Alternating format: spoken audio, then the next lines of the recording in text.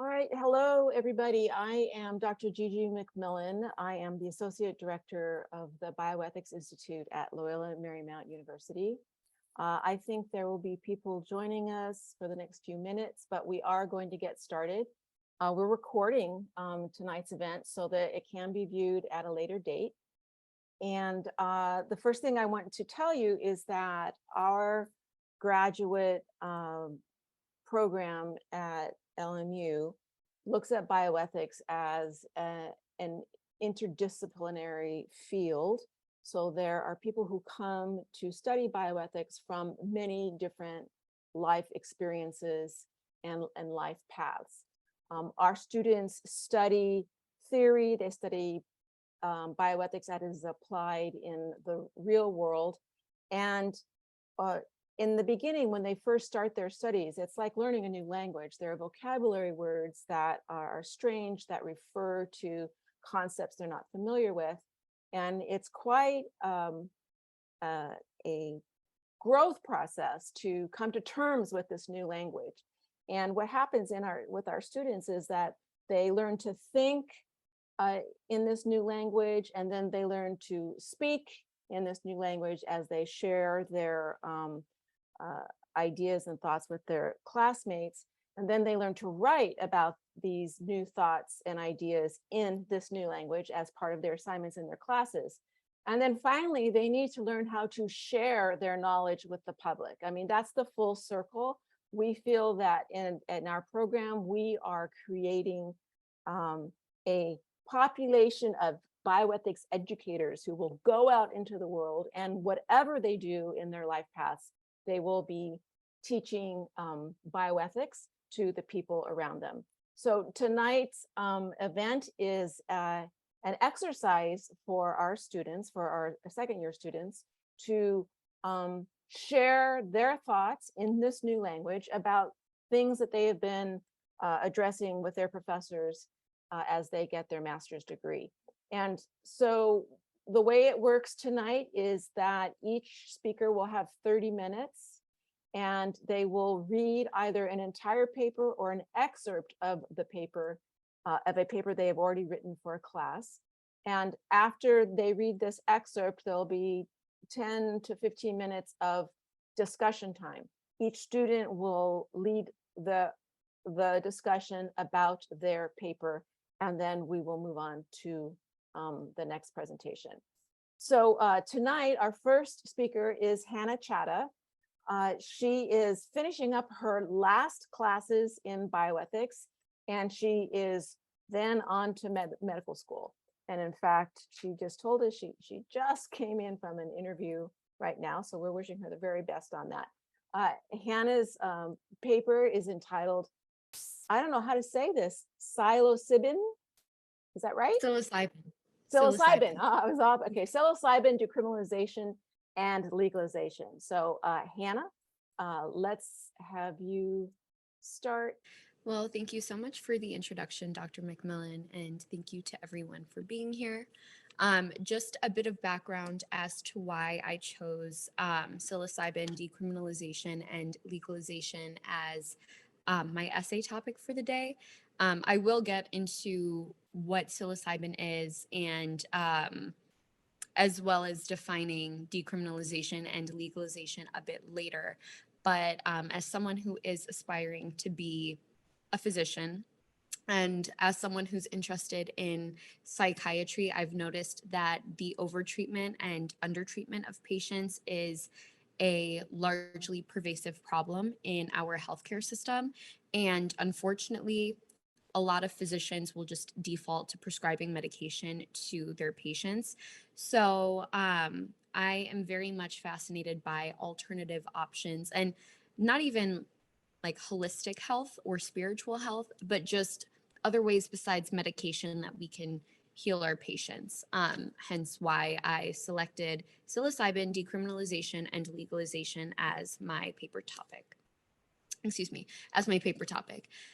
So before I begin reading, I do want to define both decriminalization and legalization because those terms can be used interchangeably. However, they are slightly different in concept. So, decriminalization is a once banned drug that is still prohibited by federal or state law, but prosecution will not be pursued against a person for carrying under a certain amount. For example, marijuana or cannabis. Is a decriminalized drug. Legalization is a once banned drug that is now made legal under federal or state law. So it's not a matter of the government not doing anything about it, it's actually allowed. Okay, so here goes my essay.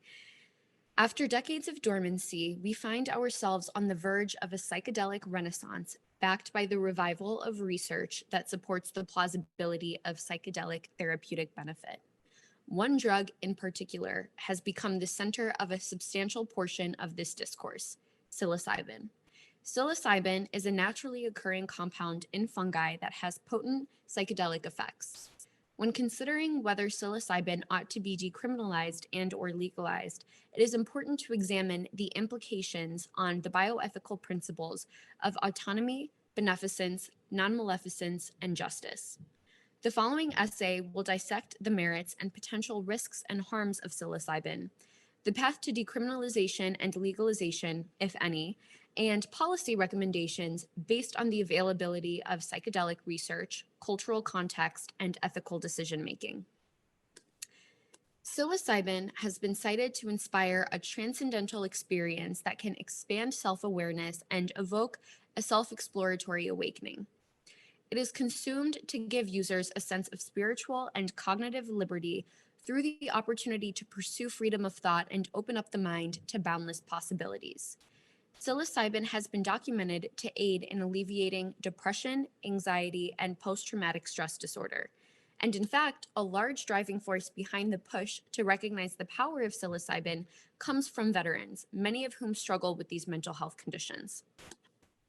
What differentiates psilocybin from other psychedelics and even legal psychiatric medications is the notion that psilocybin has little to no accompanying harms, whereas drugs like MDMA, ketamine, and barbiturates, legal hypnotics, bolster varying degrees of addiction and overdose risk.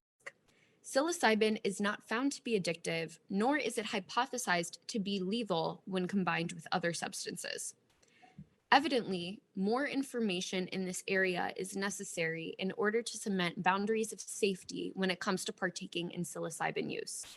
At the most rudimentary level, if psilocybin yields a heightened sense of self-knowledge and autonomy, is equipped with the prospect of spiritual and therapeutic benefit, and is associated with minimal risks, then psilocybin ought to be deemed ethically permissible. When one takes the legalization of psilocybin into account, however, this could pose an issue for justice, equity, and equality, as is typically the case with our private free market that is characteristic of a capitalist economy and society. With its legalization, a major and profitable, may I add, way in which psilocybin would be accessible is by service centers. Psilocybin would be distributed at these centers under the supervision of a certified facilitator who would have to undergo extensive training. Additionally, it is possible that these facilitators would be required to be mental health professionals. Either way, the acquisition and consumption of psilocybin at these centers would come with a hefty cost because of the stringent caliber of regulation, thereby barring certain populations from obtaining the benefits of psilocybin. While mental health disorders are not necessarily caused by while mental health disorders are not caused by low socioeconomic status per se, mental health disorders can be exacerbated by food, housing, and employment insecurity, and other factors that are linked to low socioeconomic status. Coupled with the fact that low socioeconomic status populations have decreased exposure to counseling, therapy, and psychiatric medications, on top of the stigma surrounding mental health and mental health treatment among communities of color, this is why we tend to see a negative correlation between mental health disorders and socioeconomic status. Yet, the populations that could perhaps gain the most from the promising spiritual and therapeutic qualities of psilocybin would have the least access to these psychedelic service centers. Finally, we must ask ourselves whether these centers are displacing local businesses and propelling gentrification forward. For example, in the article, It's Not Medical, Oregon Wrestles with How to Offer Psychedelics Outside the Healthcare System, we are immediately told that a local fabric store will be converted into a psychedelic service center in the near future. Due to the fact that ethics breeds intersection and interdiscipline, it is crucial to deliberate the socioeconomic elements and effects of an ethical issue, such as decriminalizing and legalizing psilocybin. Nevertheless, what does the journey to psilocybin decriminalization and legalization look like? Are either of these paths attainable goals? One could argue that the decriminalization of psilocybin is on the forefront of our horizons, considering the legislative steps that have already been taken in a multitude of states.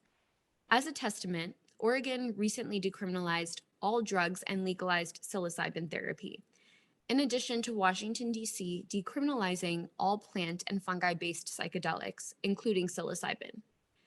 Furthermore, the state of Hawaii introduced a psilocybin therapy bill to their Senate, and a Florida state representative has been pushing for legislation to legalize psilocybin therapy for people with a mental health condition diagnosis. While psilocybin is classified as a Schedule I drug under the Controlled Substances Act, meaning there is a high risk of abuse and no determined medical use, clinical research and psychedelic studies have strongly suggested that psilocybin does indeed present therapeutic benefits, such as the aforementioned mitigation of depression, anxiety, and post-traumatic stress disorder. Unlimited Sciences, a nonprofit research and advocacy organization, is committed to creating the largest collection of real-world data on psychedelic use through observational research with the intent to publicly disseminate information on the safe and effective use of these drugs. Courtesy of emerging documentation from the Unlimited Sciences database, as well as other studies and databases, each state is obligated to hold a hearing before a judge, hear witnesses, and review relevant evidence in order to set forth legislative policies on psilocybin status in that state, possibly leading to the reclassification of psilocybin from a Schedule I drug as another class. This may be the most linear pathway to the eventual legalization of psilocybin. Moreover, the rich cultural history of psilocybin use among Indigenous communities must never be neglected, as religion and spirituality often shape legislation. For example, policies on abortion and euthanasia have been influenced by dominant religious beliefs. Psilocybin-containing mushrooms have been ingested for many generations in Aztec ritualistic settings within particular regions of Mexico. In ceremonies called veladas, magic mushrooms are consumed under the guidance of designated healers to render the user closer to God and the divine. In this context, psilocybin serves a similar function to prayer. In 1957, a banker and ethnomycologist from the United States recorded his psychedelic trips with one of these healers, famously bringing one of the first introductions of ritualistic psychedelic use to the West, yet simultaneously exposing this healer and her indigenous community to invasion from the West. The Aztec community in Mexico is proof that psychedelics can be conducive to religion, spirituality, self-realization, integration, and togetherness. These interests should not be ignored, but rather embraced in enhancing the fabric of culture and society as we know it. Although we must take precarious care to avoid the exploitation of all that we have learned and borrowed from Indigenous communities in regards to psychedelics. It is indispensable that cultural appreciation and respect are never conflated with cultural appropriation. In summation, because of the enormous promise of therapeutic merit, spiritual and cognitive autonomy and liberty, and minimal risk that psilocybin carries, one could postulate that psilocybin not only ought to be decriminalized in the United States, but legalized altogether. Psilocybin therapy, when tacked onto more traditional forms of therapy, has the profound potential to help with treating depression, anxiety, and post traumatic stress disorder by inhibiting the amygdala, which is the fear center of the brain, and allowing the brain to confront the true origins of these ailments, these mental health ailments, without being hindered by self censorship or fear. Instead of medicating the mind with psychiatric medications and dampening the effects of mental health disorders without curing the causes, psilocybin may lead to a more long term solution through self healing and self actualization.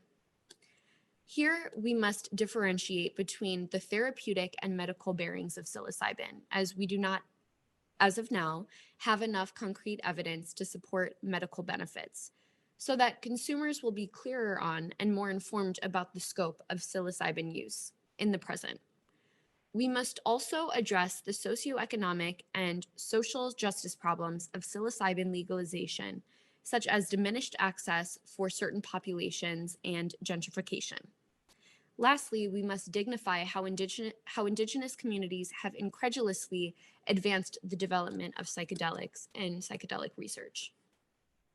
I would like to add an anecdotal reflection to conclude this essay by stating that prior to taking bioethics and emerging biotechnologies with Professor Goomer in spring of 2022, I did not recognize the value of psilocybin or psychedelics in general due to their animated and very active stigmatization after the first wave of the psychedelic revolution of the 1960s. There's almost a taboo surrounding drugs in a general sense, in a broad sense, but also psilocybin and other psychedelic medications slash forms of therapy. Contrarily, I now believe in the therapeutic and spiritual enlightenment that psilocybin and psychedelics are capable of. On the heels of the COVID-19 global pandemic, where our collective mental health was adversely affected, maybe psilocybin and other psychedelics are a safe and long-term alternative to treating our global trauma and fostering our mental, emotional, and spiritual well-being. And that concludes my essay. Thank you so much. I would now like to open the floor to the participants and audience members to ask me anything that they may need clarification on or to offer their thoughts. Hey, Anna, great job. Hi, thank you so Um, much. I think it's so important how you keep referring to indigenous practices and culture and how it's often seen as a culture versus science when their respective culture is still science and research, but isn't addressed as such in Western contexts. So is often, I would say, even trivialized. It's, oh, that's just their culture, as if it has no truth to it. So I really appreciate that emphasis on um, that relationship with psychedelic use. And I feel like it's usually like a secondary thing, like a support comments. It's like, oh, and in addition to, XY claim, indigenous people use it too, and it helps for whatever, right? So I appreciate that theme in your presentation. Thank you so much, Alexis.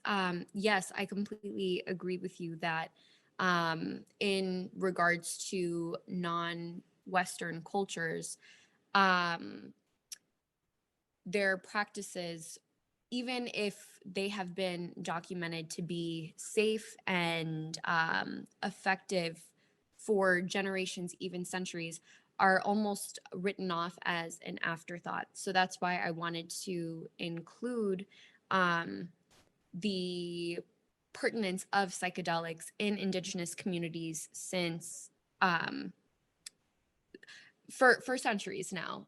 It's a well-established ritual in those populations.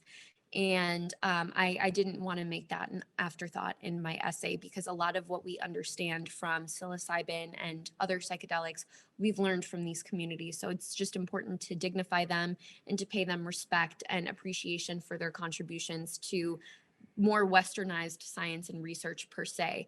And again, taking careful precautions as to not exploit them or appropriate their cultural values, beliefs, rituals, prayer, and all of that. So just thank you for recognizing that, Alexis. Without a doubt. And the one piece that you brought up about how bringing the experience and knowledge to the West actually opened up room for invasion of that respective indigenous culture that I think you brought up a little while back. That was also really interesting, how just the sharing of knowledge can open the pathway to violence. And I'll end there. Thanks. Yeah. No, thank you so much. I do have a question of my own that I would like to pose to you guys. So with the looming decriminalization and legalization of psilocybin on our horizons, how do we recommit ourselves to the bioethical principle of justice by taking measures to promote socioeconomic equity and equality in psilocybin access and distribution? I'm not sure if you guys remember, but I did talk about this at the beginning of my essay, where I essentially raised how psilocybin would predominantly be distributed in service centers. And these service centers will probably not be cheap, as a lot of pillars in our healthcare system are. And if they're not universally accessible, then what will happen is certain populations will be barred from access to psilocybin's benefits. And the adverse mental health effects that psilocybin would treat or would help in healing are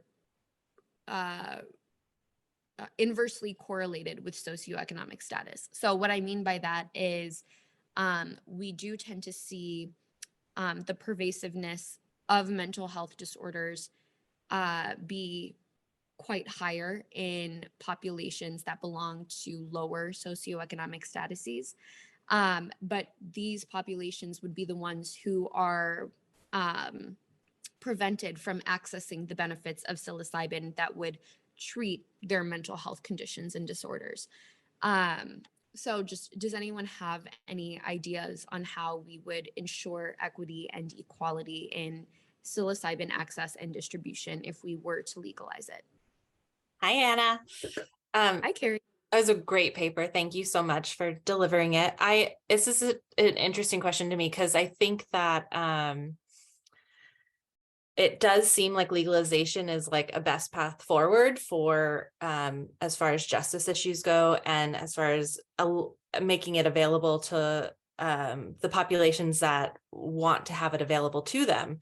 And I'm especially thinking of Indigenous populations and populations that have used psilocybin for generations, like you've all talked about. I think the question that rises for me in that is that once legalization happens, what does distribution look like? What do healthy practices around money look like, and how it's sold and all of that, and how we handle aspects of, like you said, appropriation, like who is making sure that this is handled appropriately and with great respect in a lot of ways.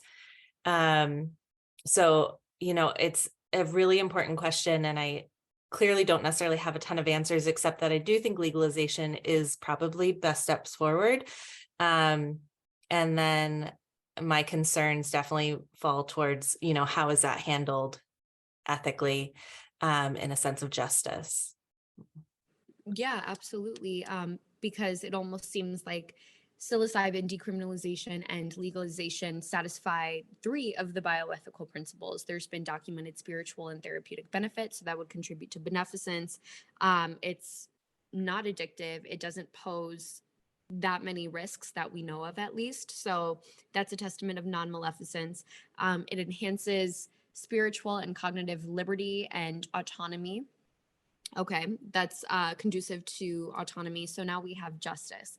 That's the one bioethical principle that I can't quite figure out, and that may be harmed or detrimented by the decriminalization and especially the legalization of psilocybin. So, an idea that I had was to, okay, well, first of all, we don't have, so there isn't any documented medical benefit of psilocybin yet. And I think that would first and foremost have to be determined and confirmed by additional psychedelic and more specifically psilocybin research. Because if psilocybin was proven to have or to pose substantial medical benefits, then psilocybin could potentially become part of our healthcare system as a recognizable psychiatric therapy. And consequently, it could be covered by medical welfare programs. So that's one element I think we could pursue in terms of ensuring equity and equality for psilocybin access and distribution. Also, these service centers that I talked about, where psilocybin would be distributed to patients or to consumers, in my opinion, could not only be located in wealthy and upper middle class areas, thereby expanding psilocybin access and distribution. But then also, it ought to not displace local businesses. So it's almost a catch-22 because you don't want these service centers to only be available in these wealthy areas, so only wealthy people have direct access to them. But if psilocybin service centers were located in maybe middle class or even lower class areas, you wouldn't want them to contribute to gentrification, which is already a widespread issue. So there would just have to be that balance there. And if psilocybin service centers are located in more middle class or lower class areas, then a portion of their profits could be reinvested in like back into the communities that they're located in. So those are just some initial thoughts that I had. Does anyone have, or Carrie, did you want to comment on my ideas, my propositions? No, I think that's great. The only little, like one of the little flags that raises for me is how we handle support for people who do have, kind of in the vernacular, bad trip, and what that looks like for people with psychotherapeutic responses that aren't as healthy or as great as they are for other people. And if that's a responsibility to the larger community when you legalize or not. That's sort of the question that comes up for me in all of this. But I think that your response and your sense of how you're thinking about this and going about this is really great. Well done, Hannah. Thank you so much, Carrie. And that is really all I have for you guys. Does anyone have any final thoughts before I close out? Okay, well, thank you so much for your time and for giving me your attention. I appreciate it. And I hope that my essay will maybe propel you to consider the merits of psilocybin therapy moving forward.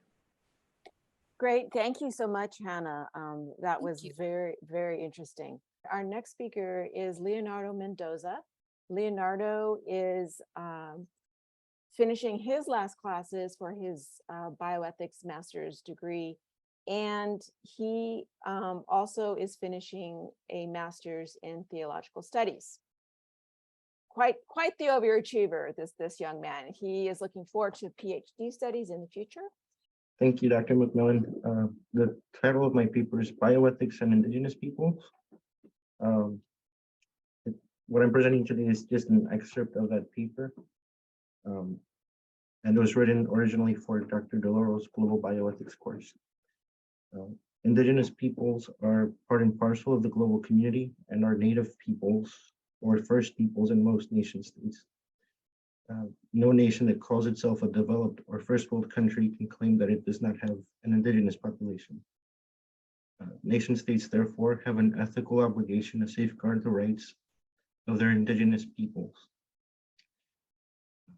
Part of this includes considering the circumstances, customs, cultures, and traditions of indigenous communities in the discussion and creation of policies relating to bioethics and human rights. The United Nations has attempted to address the bioethical problems that affect indigenous communities by adopting resolutions and promulgating declarations that articulate a global framework for human rights. The UN has adopted 2 resolutions to this effect, most notably the UNESCO Declaration on Bioethics and Human Rights and the UN Declaration on the Rights of Indigenous Peoples. So this paper focuses on those 2 declarations and I look carefully at the Colombian indigenous peoples to argue that a principle of solidarity can be an ethical guide for a global framework of bioethics, because a global framework in this manner will include the voice of communities that are often ignored, marginalized in these discussions, both in global and domestic human rights policies. So there's 2 questions that guide this paper. The first is, what human rights do indigenous peoples have in light of the UN Declaration of the Rights of Indigenous Peoples? And how are countries safeguarding or violating those rights? If global bioethics disregards the existence of indigenous peoples and ignores their human rights, such a framework ceases to be global and instead becomes colonialist or Western imposed. The creation of any global framework must acknowledge and safeguard the human rights of each member and group of the global community. A secondary question is, how does the principle of solidarity present an opening for an articulation of global bioethics that respects and safeguards the rights of indigenous peoples? A principle of solidarity makes way for the inclusion of indigenous communities because it requires developed nations to collaborate and communicate directly with their indigenous populations to determine present needs and address them in an intentional and concrete manner. The UNESCO Declaration sought to address ethical issues related to medicine, life sciences, and associated technologies applied to human beings. It took into account social, legal, and environmental dimensions. This document called on UN member states to create policies that would embody the goals of these documents in their own jurisdictions. It sought a global framework to provide a balance between ongoing developments in scientific research, technologies, and the safeguarding of human rights. It sought to ensure a system of equity in terms of access to the goods stemming from the developments in scientific research technology. Specifically, Articles 10 through 13 of the UNESCO Declaration articulate that nation states ought to protect. For example, people have the human right to be treated with impartiality, equality, justice, and equity under the law. Article 11 protects persons and groups from discrimination and marginalization. Article 12 protects persons and groups from being denied access to public goods on the basis of ethnic or religious background. Article 13 calls for solidarity between persons and nations. However, this term is never clearly defined. The UN Declaration on the Rights of Indigenous Peoples was adopted in 2007. It provided recommendations from the UN Human Rights Council. It condemned forms of racial superiority, acknowledged that indigenous peoples have a right to their land and access to natural resources, and calls on nations to respect the indigenous customs in relation to their religion, spirituality, culture, and medicine. These first 2 articles on the rights of indigenous peoples declare the rights to be equal to those of non-indigenous peoples. This declaration therefore establishes protections for the indigenous community by giving them equal standing to their non-indigenous counterparts. And lastly, Article 11 and 12 of the UN Declaration of the Rights of Indigenous Peoples calls for protections to their culture, arts, and histories, the right to free speech, and the free exercise of religion. These rights are important because Indigenous communities are nothing without them and run the risk of being erased from history by government and regimes and corporations that may deem them unwanted or irrelevant.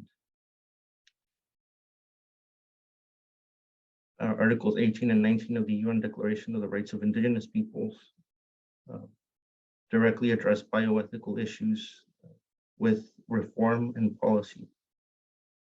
It tasks nation states with engaging with the Indigenous community to obtain free and prior informed consent before enacting laws and policies that affect their rights.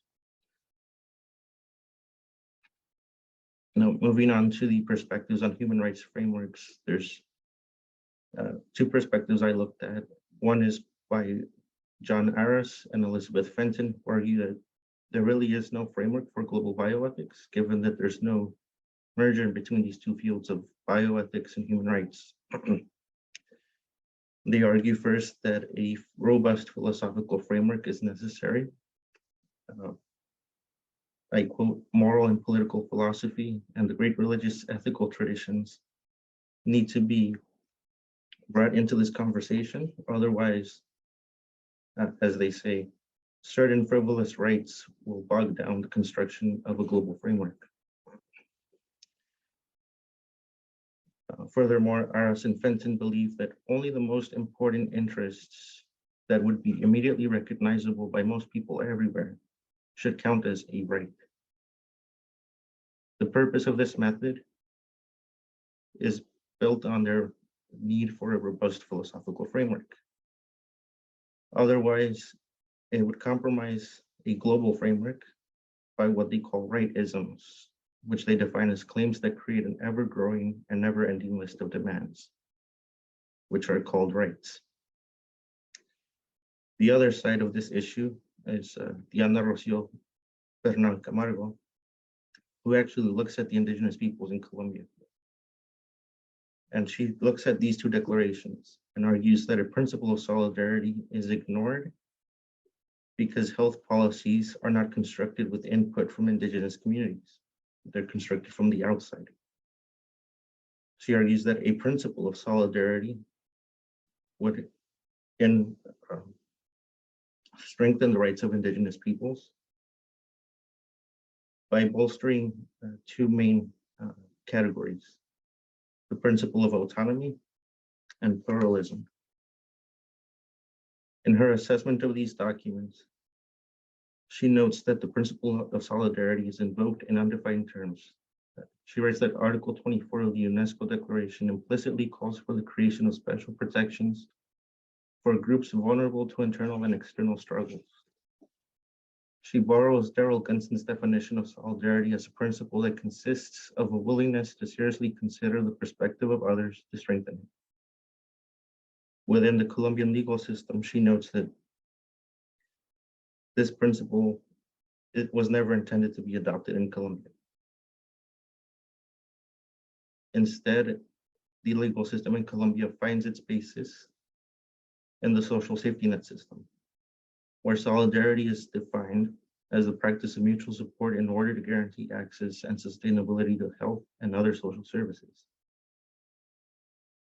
She then articulates her own understanding of the principle of solidarity and defines it as the act of including the perspectives of indigenous peoples, taking into account their customs, their traditions, their history and heritage, especially when it comes to health, medical care, and their traditional practices. She defends this interpretation on the following grounds. She cites a report from the Colombian government where over 90% of indigenous people lack access to basic health goods and services. This leaves them with no recourse than to sign up to be part of medical studies that in fact exploit them. The extreme disparity that she notes is aggravated by the internal problems experienced in indigenous communities, such as sexually transmitted diseases that are further aggravated by sexual exploitation, sexual assault, and sexual violence. Another point of contention she brings up is the access to documents that give free informed consent in native languages.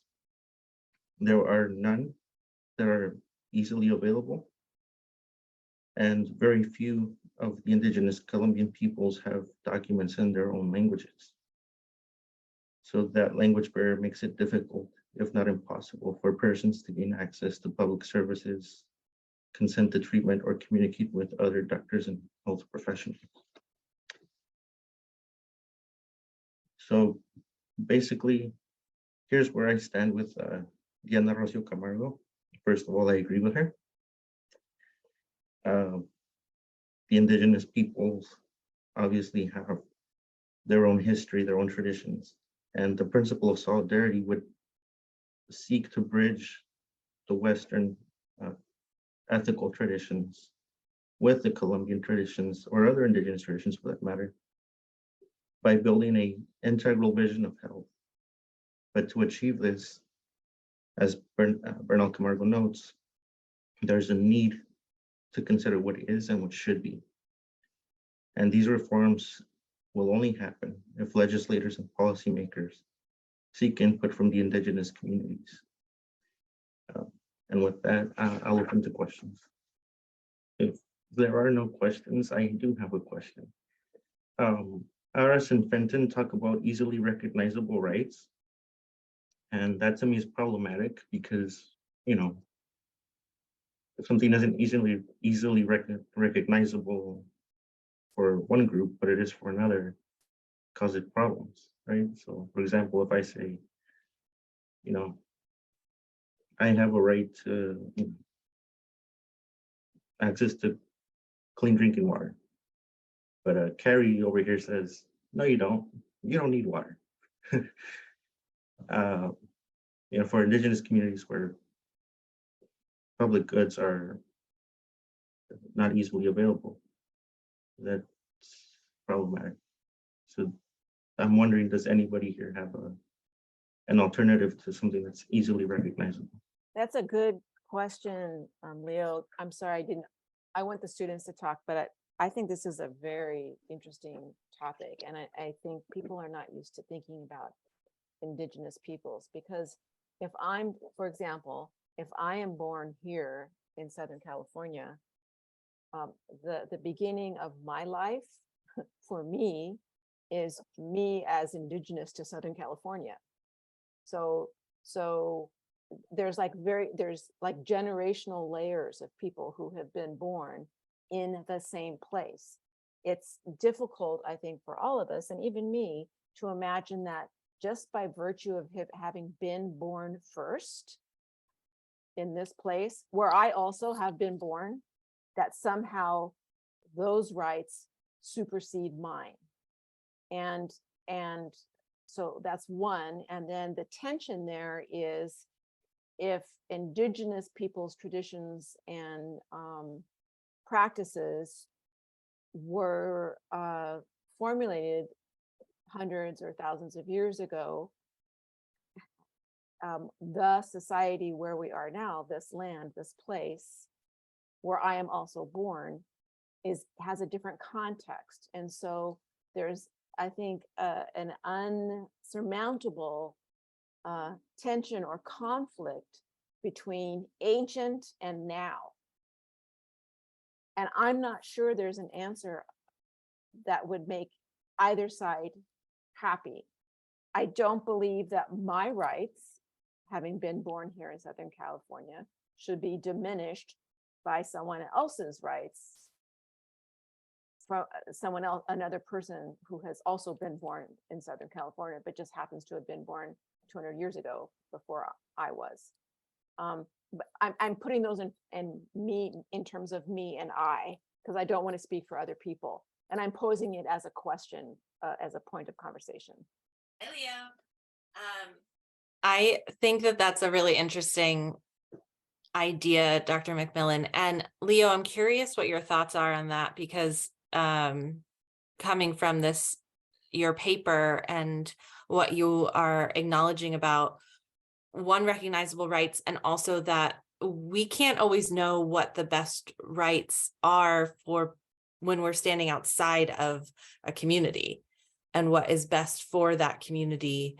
And then the sort of second layer that Dr. McMillan is talking about of being a person born in a location, or, I'm a person who has moved many times. And so Southern California is not my indigenous home, to use those words, but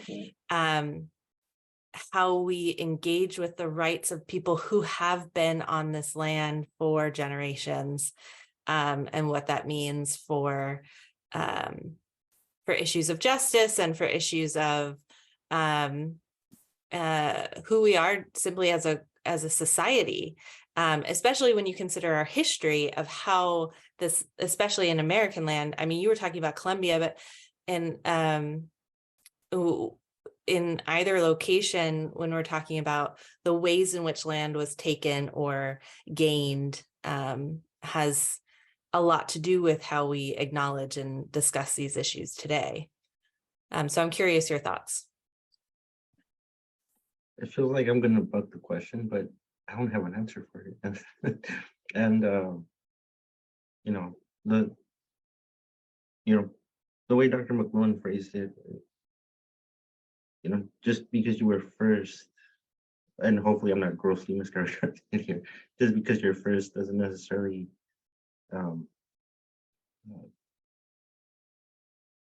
merit a kind of a preferential right. But there are circumstances where I'm like, well, you were here first, and certain things were forced on you that shouldn't have been. Certain access that you had prior were taken from you. Why wouldn't a so-called preferential option be the minimum that's due? Yeah, But so the- I think Leo, I think this is just, I really want to know what the other students think, because I don't have an answer to this. It makes me feel a little icky when I say, well, look, just because you were first doesn't mean you have better rights than me. It makes me feel like I am somehow engaging in, my privileged point of view, and, I'm here just the same as you were here. But in fact, I'll hop in the conversation. yeah, just a second. But in fact, Alexis, just 1 second. In fact,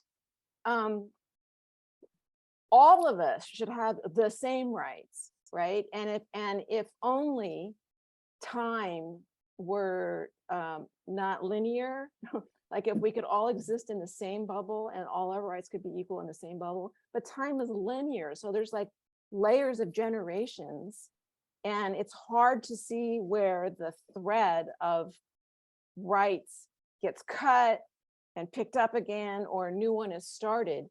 And that is just the fact of where we live. And so I don't know what we're supposed to do about it right now.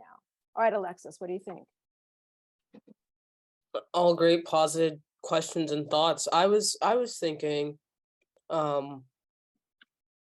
I think the Black experience is one not to draw upon in the sense of it can be compared, but I personally distinguish African American from Black American. And the Black American experience has really only existed on this continent. And I'll say this continent because of the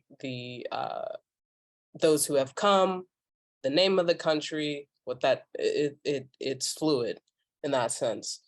So I've never had anywhere else to be. There is no go back per se. And that's always been interesting.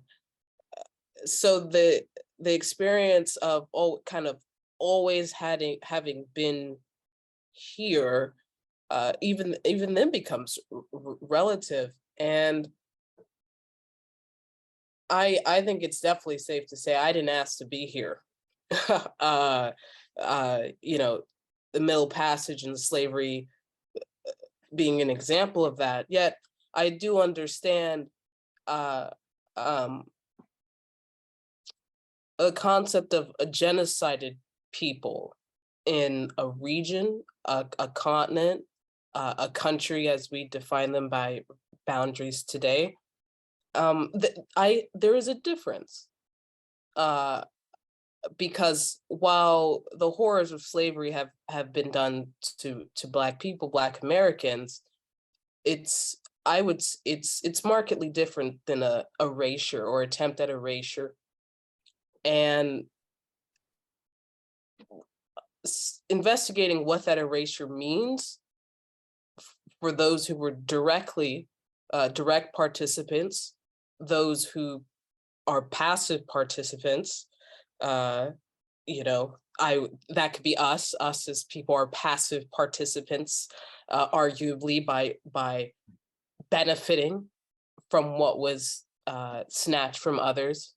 Again, only arguably. So all that to say, it becomes it's a dimensional thing.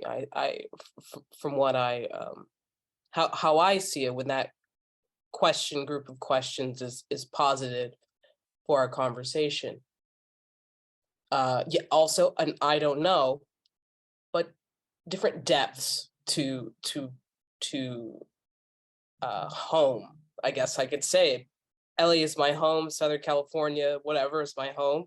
So yeah, different depths to home, and I'll there.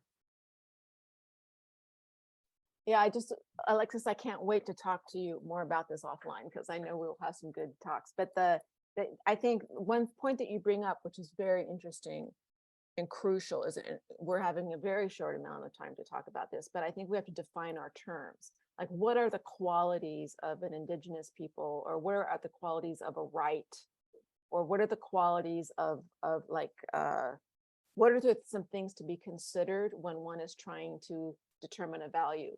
Erasure, right? That is something completely different. Like, I could say, yeah, I was born here, so I'm as indigenous as anybody, right? But no one has tried to erase me and my kid.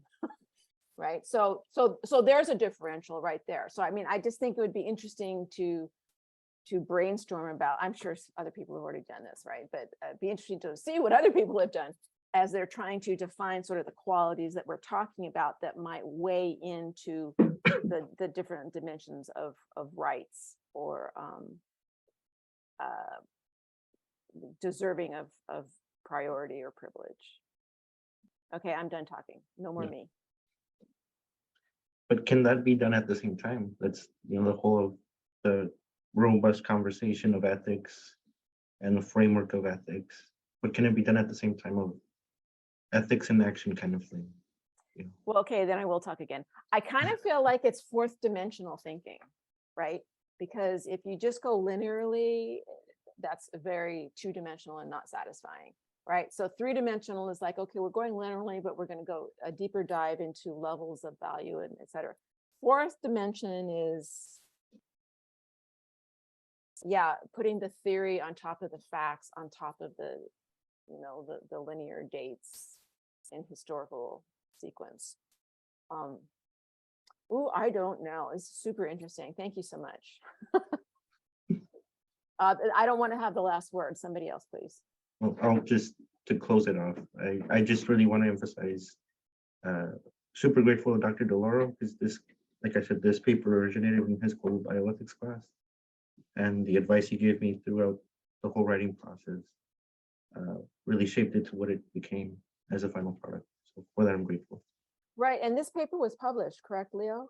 Yes, I can drop the link in the com box. Yeah, please drop the link in the chat box, and then, like I said, we will be posting these excerpts, and we will provide links to anything that's been published when we format the hub page. Thank you so much, Leo. Great job. I really enjoyed that topic. Okay, last but not least, we have Carrie Kohler. Carrie is in her second year of her graduate studies And Carrie is a chaplain at Cedar Sinai. Her paper is entitled Jewish and Christian Perspectives on Abortion. Carrie, take it away. Thank you, Dr. McMillan. And thank you, Leo and Hannah, for your papers. It's hard to follow, but I will do my best. So yes, I'm talking about Jewish and Christian perspectives on abortion. This paper came out of a theological perspectives, theological bioethics. I can't even remember what the name of the class was, but theological bioethics in some capacity. And so two qualifiers are that one, I'm not Jewish, and so I will do my very best to honor these perspectives, two perspectives in particular, from the Jewish tradition as they pertain to abortion. And also I was raised as a Protestant Christian, and so considering that in the concept in the community of LMU, which is Jesuit and Catholic, I will also do my very best to honor the Catholic ideals as well. So all that to say, this paper seeks to understand a few of the varied opinions and perspectives on the topic of abortion. Through this summarized analysis of Jewish and Christian views on the topic, I also provide an ethical response to these authors and my subjective views on the issue of abortion. I first engage with the writings of Daniel Schiff's book, Abortion in Judaism. As Schiff explains, God is the ultimate source of instruction. Legality and ethics are never separated for Jewish people, and it is the responsibility of Jews to ensure that their law remains highly ethical. Thus, it's not just about the law itself, but about the greatest good that law demands. Schiff writes, abortion, it will be recalled, was born in the midst of dispute. Awed by the miracle of existence, the Jewish tradition continues to seek a halakhic response that balances with humility and sensitivity the needs of present life with the call of life in potential. Jewish response to abortion seems to be one of patient logic. While there are differences of opinion and divergent arguments for different groups of Jews regarding abortion, Schiff reminds his reader that a ruling regarding whether an individual abortion should take place must be backed by clear halakhic arguments grounded in the texts. Therefore, it's not about a blanket moral commandment regarding abortion, but about sound ethical inquiry and textual interpretation to make individual decisions regarding existence and life. Second author, David Kramer, and his article on Jewish ethics and abortion seem to conclude where Schiff also ends, with caution and patience. Kramer writes, the advice of Jewish tradition, as I read it, is to maintain both opposing opinions in tension, allowing the other always to serve as critique of the opinion one holds at the moment. Regarding abortion, the Jewish perspective appears to rely on a responsibility to the individual case and a respect for textual interpretation and halakhic guidance, even if that guidance is at some point separated from modern ethical inquiry. So turning to Christian views on abortion, I start with Gilbert Meilander, which I think I'm butchering his name, which I apologize, and hopefully Dr. Brown later on can maybe tell me how to actually pronounce his name. But his book, Bioethics, a primer for Christians. So Meilander believes that personhood begins at fertilization or conception, and he connects this belief to the person of Jesus and the Christian theology to care for the least among us. Meilander worries about the slippery slope of personhood if we believe that fetuses are not persons. As Christians, he writes, it is important to protect and honor the weakest among us, recognizing that we all begin from the same point. Meilander ends with a confirmation of a Christian's responsibility to reject abortion. The fetus is God's creation and must be protected. Looking at this differently, Beverly Harrison offers a different Christian perspective. Her article is titled Theology and the Morality of Procreative Choice. Harrison believes that much of the abortion debate is steeped in misogyny and a hatred of women that is embedded in patriarchal culture. Harrison wants the pregnant woman's life to hold as much value as the prenatal life. She argues that most women in the world today do not enjoy equal rights and full equality. But this is not about rights or liberties for Harrison, but about bodily integrity. Harrison believes that safe and legal elective abortions promote the well-being of all women, especially those who are socially vulnerable in society. Stanley Hauerwas's article entitled "Abortion Theologically Understood" seeks to separate the political conversation in America from the Christian theological conversation. Hauerwas is not pro-choice, but he is also not interested in engaging in a larger political argument regarding abortion.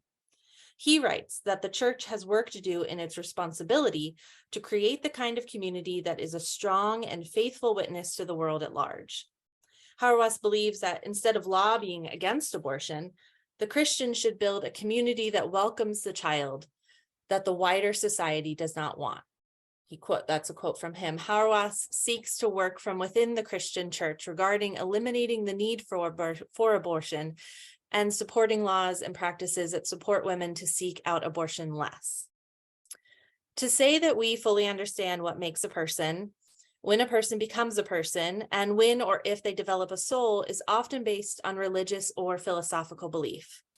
The Jewish perspective looks at these questions from an appreciation for God's law and the ways we can interpret that law to navigate difficult and complex realities.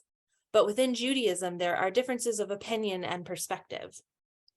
An Orthodox Jewish perspective may hold the narrowest view on when a person gains a soul or on when abortion is appropriate. A Reformed Jewish perspective may hold the broadest view on these issues. We see in the Christian writers addressed earlier that Mailander and Harrison find themselves on very opposite sides of Christianity in their pro-life and pro-choice beliefs.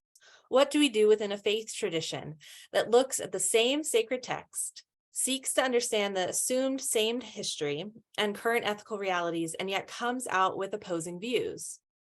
We have created a barrier between the two arguments and the two sides of abortion, pro-life and pro-choice, that there seems to be no way to find each other in the middle. From my own Christian perspective, in the Sermon on the Mount, Jesus tells his listeners that he did not come to abolish the law, but to fulfill it, and that the law will remain until everything is accomplished. This is Matthew 5:17-20.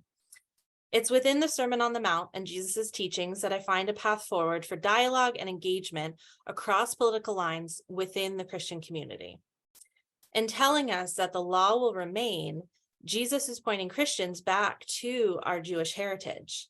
The Jewish thinkers discussed in this paper show us that with humility, we can debate and argue well about issues such as abortion. Jesus goes on in the Sermon on the Mount to explain that we must reconcile with one another before placing our gifts on the altar of God and settle disputes with our adversaries before we take an issue to court. Otherwise, we must accept a judge's ruling, even if that ruling means we pay a penalty. This is Matthew 5:21-26. Jesus has nothing to say about whether our adversary is wrong or if we are right, only that we should navigate our disagreements long before we hand those problems to a court or to the altar of God. Our Jewish writers told us that no matter where you fall on the topic of abortion, do so with humility and a responsibility to each individual case. Each woman who faces the choice of abortion has a unique story and history. Should abortion be denied all women because of the woman who appears to be capable of birthing and raising a human being? This is a discussion of elective abortions, but not all abortions feel elective to the individual woman.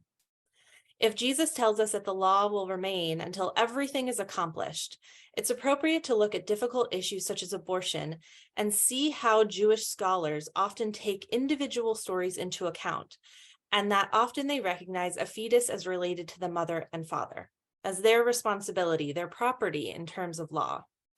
Then, as Jesus tells us to face our adversaries, I start by analyzing a view that feels opposite to mine, such as Mailander. Even with different theologies, he calls himself a Christian and I call myself a Christian. I can see him as a colleague in this theological work, even if I see his views as adversarial. I'm told by Jesus to settle matters quickly with my adversary. To settle those matters within myself, I can acknowledge the best of his argument, which to me is the protection of the fetus, the weakest and most vulnerable among us. I want that protection for the weakest among us. I can then turn to Hauerwas's argument as a Christian path, I believe, that works for that protection. The building up of a church as a place that is safe, welcoming, and protecting of all the most vulnerable people, not necessarily a banning of abortion for those who don't agree or believe as one might about what that protection could look like. Returning to the Sermon on the Mount, Jesus says, "Ask and it will be given to you, seek and you will find, knock and the door will be open to you. For everyone who asks receives, the one who seeks finds, and to the one who knocks the door will be opened. So in everything, do to others what you would have them do to you, for this sums up the law and the prophets." This is Matthew 7:7-8, and verse 12. So my feminist understanding of Jesus's words here are that the women caught in the middle of the political debate on abortion are not forgotten by God, even when they feel forgotten by many here on earth. My chief concern in the political argument for abortion is for those women who are seeking abortion due to all kinds of complex issues, for the women who feel there is no place to turn in their current circumstance, for the women who see the work of abortion as their one motherly act. It is a lazy argument to choose one side and not consider the voices on the other side, particularly for Christians. We have two responsibilities at the same time, to the people who birth babies and to the babies that may be birthed. Do those responsibilities contradict each other? Yes, at times they do. And yet, we still must hold them both. It's pro-choice and it's pro-life at the same time. It's feminist, anti-patriarchal, and protective of life. There are many kinds of Christians in the world today. We are not each other's adversary, and if we feel that we are adversaries, we should settle our concerns quickly, as Scripture tells us to. When we fight over two sides of the argument, we lose sight of the people who the issue of abortion truly concerns. The push to promote the issue of abortion to the forefront of the political stage was related to embedded racism, a discussion too rich for this moment, true even without a lengthy argument. It is an argument that supports the rhetoric of, quote, religious freedom. Yet there is no religious freedom in forcing a pluralist society like the United States to submit to a law that does not acknowledge different religious views. Abortion as a legal and safe option for women is not what we should be fighting. There will always be women who need that safe option, and it always comes down to individual issues and experiences. Examining the writings of 2 Jewish authors and 3 Christian authors in this paper, we find helpful examples out of the large collection of those who write on this issue. Their views are different, oftentimes conflicting, and at their best, seeking answers to a complex topic. The Jewish perspectives rest on the law and the interpretation of the law. The Christian perspectives examine biblical scripture, seeking answers for a pro-life argument, a pro-choice argument, and an argument that seeks to better establish a Christian church as a place that is theologically sound and safe. I argue for a Christian view that holds in tension both a woman's life and a fetus's life. And I believe the Sermon on the Mount is a beautiful starting point for shared dialogue within the Christian community. We begin by reminding ourselves that the structures and political lines that bind us today will continue to cause damage to our communities, forcing women to make reactive decisions instead of supported proactive choices.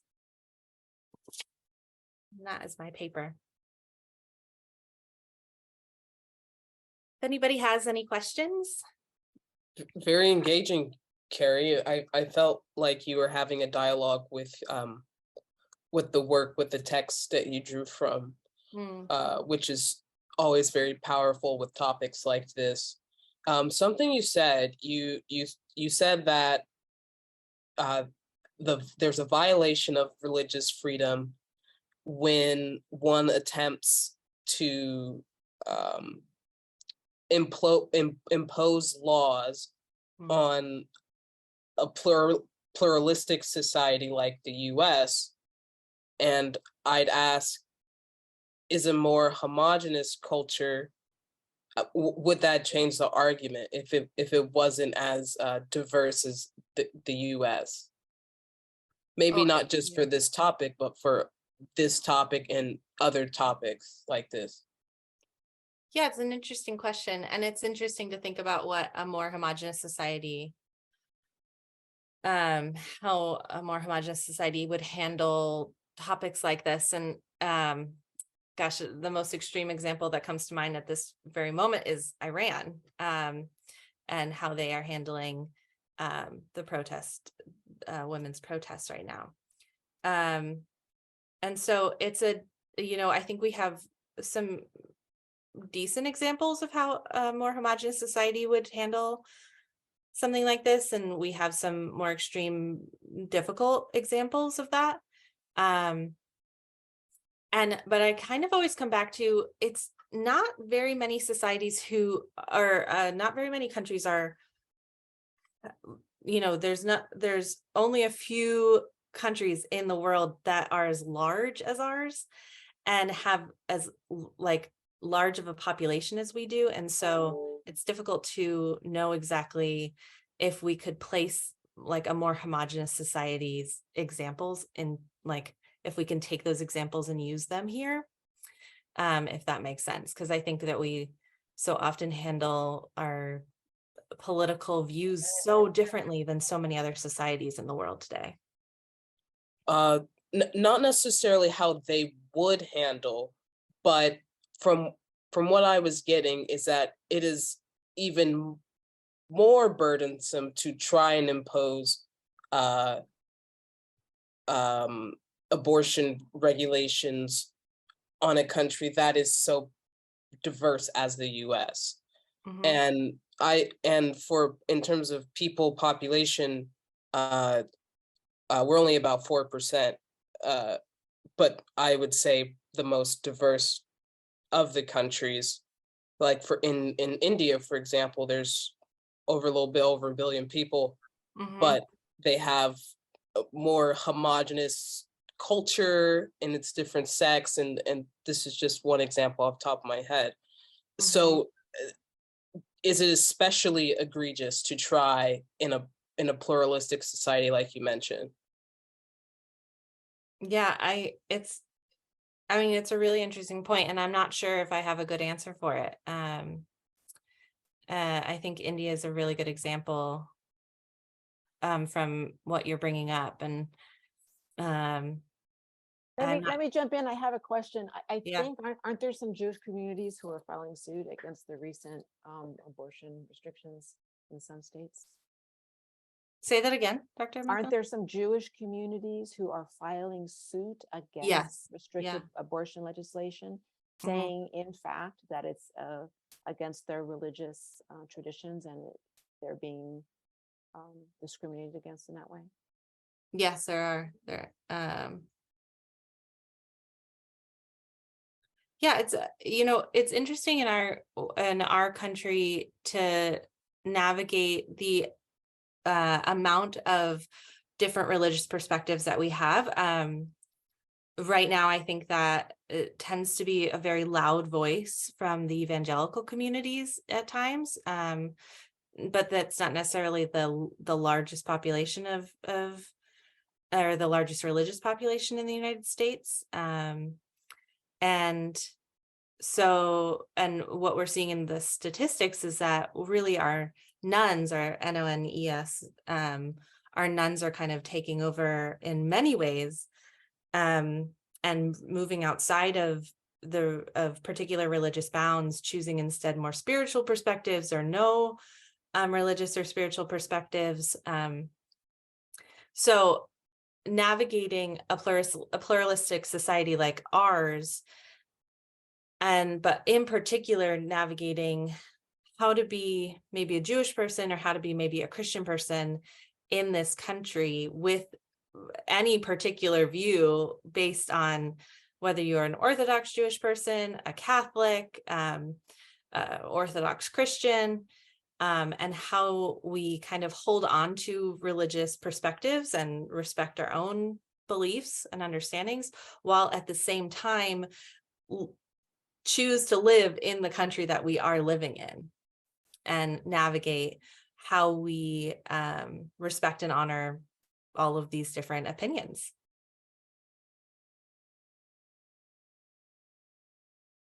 Alexis, is that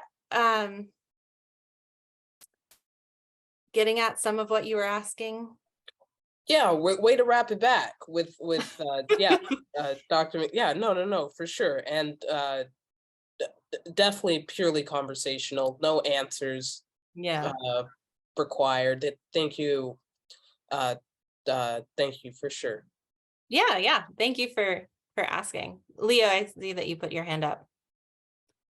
Something that you said was pretty striking to me was in Judaism, there's no blanket moral command. It's more of a discerned, cautious decision-making process. Mm.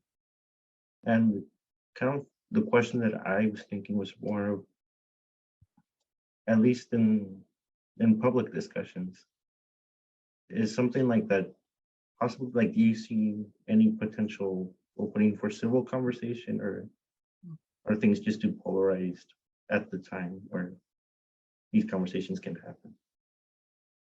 Yeah, gosh, I mean, it's kind of the question of the day, I feel like, is how do we actually engage in civilized conversations about a topic like abortion in the society that we live in? And it's something that I just love so much about what I was reading about the Jewish perspective, that like taking each individual case and acknowledging that case for what it is, with all of the complexity that it might contain. But is there a way forward for that in public discourse? Oh gosh, I mean, I hope so. I would love there to be.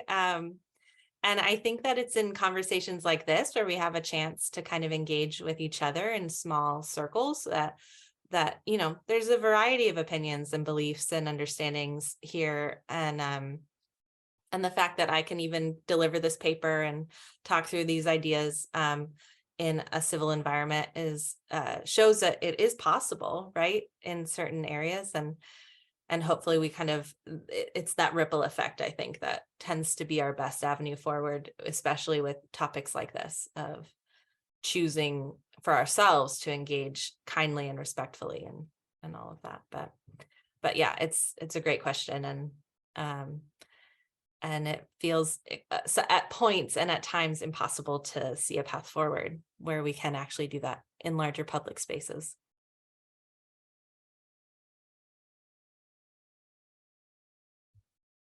I see another hand from Susan. Hello, everyone. I guess the question that I have is that, at least through my own limited experience, that the issue of abortion and how people feel about it, even though there might be a lot more objection to it in public spaces by people of faith, even within specific faiths, I have yet to know of any particular religion where everybody's just on board and walking goose step together. Okay, it doesn't matter what your religion is, there's going to be differing opinions within that religion about how to best live it. And so if those kind of discussions happens within the particular faiths, we shouldn't be surprised when they happen among particular faiths or people that don't express a particular faith that they adhere to. So for me, in my contemplations about abortion, the bedrock issue more than anything is about how one views, whether you're male or female or a person of faith or not, but whether or not they view the fetus as one of them or not one of them. Because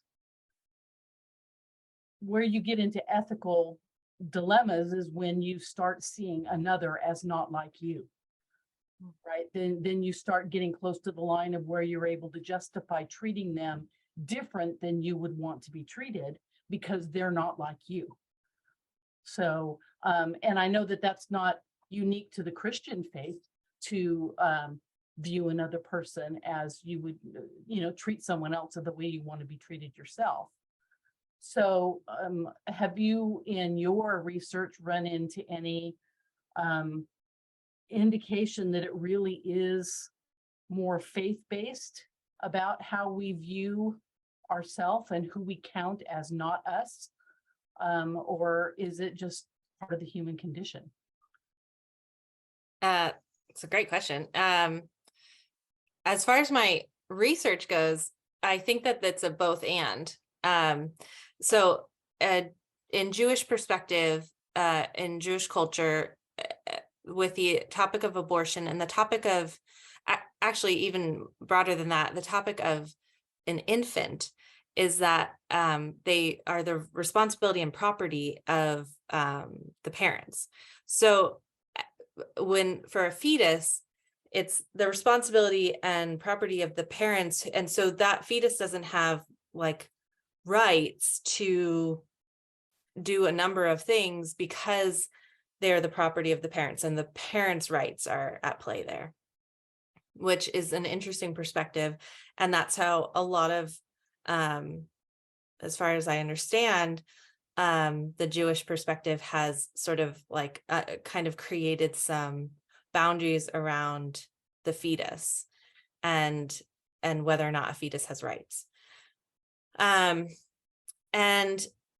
you know, as far as like, you know, your point about the other, it obviously makes me think of Levinas and the idea of how we like engage the other and how we navigate our responsibility to the other.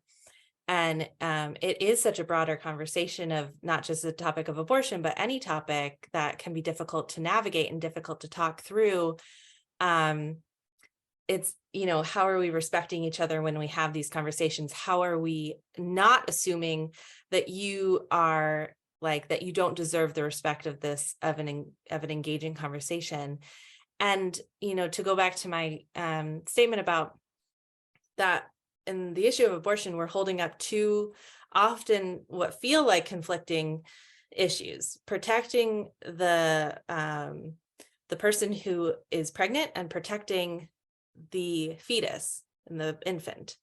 And sometimes those conflict in like the actual down and dirty work of like of pregnancy and having a baby. And being able to hold on to both and to have honest and careful and kind and respectful conversations about honoring both of those beings is difficult and creates a lot of tension. And yet the only path forward from my perspective is to actually engage case by case and individual by individual, and to come at each one of those with that sense of not othering, but like bringing in as a neighbor. So I don't know if that gets at, is helpful to your question, but that's what comes up for me when I hear it.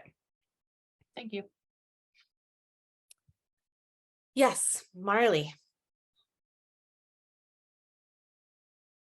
Carrie, one thing struck me when you were speaking about the church's reaction, and I think this is what you said, that rather than the church take the stance, no abortions, that it would be better if they were to present a caring atmosphere for those who are not necessarily going to be cared for.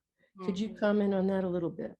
Yeah, so that's Hauerwas's idea that that our responsibility should be about creating a place that actually feels safe. And he talks a lot about that he feels that the church has not done a good job for many years of being a place that actually feels safe to a person who might be seeking out support. And it's part of my larger paper about the responsibility of not just the church, but kind of any body that feels that they are responsible for the moral and spiritual lives of a community, to be a place that is actually safe for any person to come in and receive the support that they're looking for. So in, you know, America today, if a woman is pregnant and she would like to keep her baby, but feels that that is impossible based on all of the issues facing her, whatever those issues may be in her life, is there somewhere that she can turn? And Hauerwas says that wouldn't it be great if we as as a global church were a place that was just not even a question, that yes, that's where she could turn, that's where she would get support and help and care and mental health, emotional health, spiritual health, physical health, to do everything she needs to do to have the support she needs to raise a baby and all of those things. So that's his point, and it feels a little utopian at the moment, but it also feels like a beautiful possible path forward. Thank you. Are there any other thoughts or questions? I think we're kind of at the end of our time.